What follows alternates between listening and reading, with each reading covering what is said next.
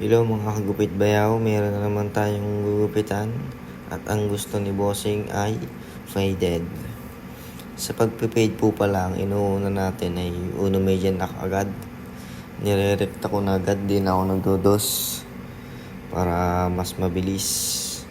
Diyan kasi ako nadadelayan sa pagdodos. Pero depende naman tayo mga boss kung anong gusto natin sa paggugupit. Kasi pag makapal naman kasi dinodos ko nga. Pero pag medyo manipis naman, inuuno medya ko na kaagad. Hindi na ako nagpapatagal pa. Basta lagi akong hagod dos o uno medya. At yan, lalagyan natin ng hairline yan.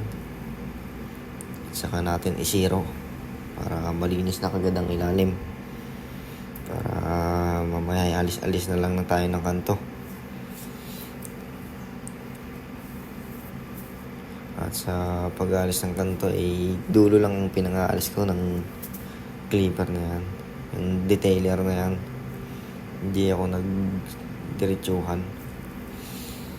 Para mas said ang ating pagkasiro. Kasi wala tayong pang said na ano. Basta yan, dire-diretso lang ako lagi dyan. At shoutout nga pala sa ating mga viewers dyan. Salamat sa inyo. At sa mga hindi pa nag-follow, mag-follow na. Yan at, uno na tayo dyan. Basta diretso lang uno. Sundot-sundot lang. At sa mga baguhan dyan, panoodin nyo to at para matuto kayo paano magupit. At sa mga marunong naman dyan ay manood pa rin kayo. Suportahan nyo naman ang mga gupit bayaw. At wala na tayong masabi. Basta panoodin nyo na lang ang gagawin natin dito. Kayo nang bahalang mag-intindi ng ating gupit. At sa customer nga po pala natin, ang client natin ginugupitan yan, maraming salamat sa tiwala. At sana'y maulit pa ang ating gupitan. At sa mga magpapagupit pa dyan ay magsipunta na kayo dito. At talagang lulupitan natin ang mga gupit nyo. Huwag nyo po pala kakalimutan mag-share and like sa ating video na to. At tayo wala nang masabi at music muna tayo.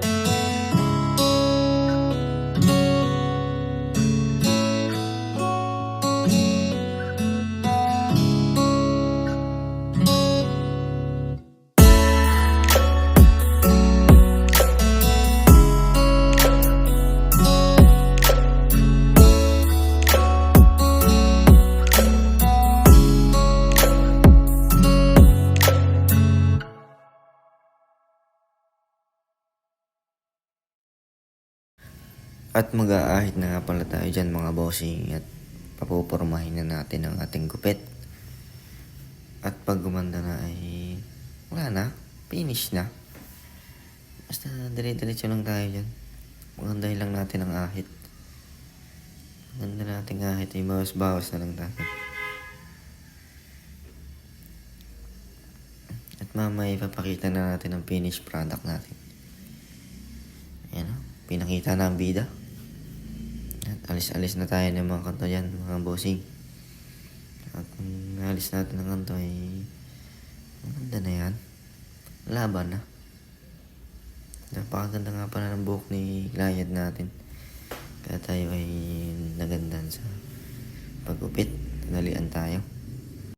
At pasintabi po pala dyan sa mga may sasakyan dyan sa labas. Talagang ang pag-i-edit ko may istorbo pa. Talagang hindi magbigayan sa daanan. Talagang sila na ay mag-aaway pa. Basta bahala kayo dyan at ako'y gugupit muna din eh.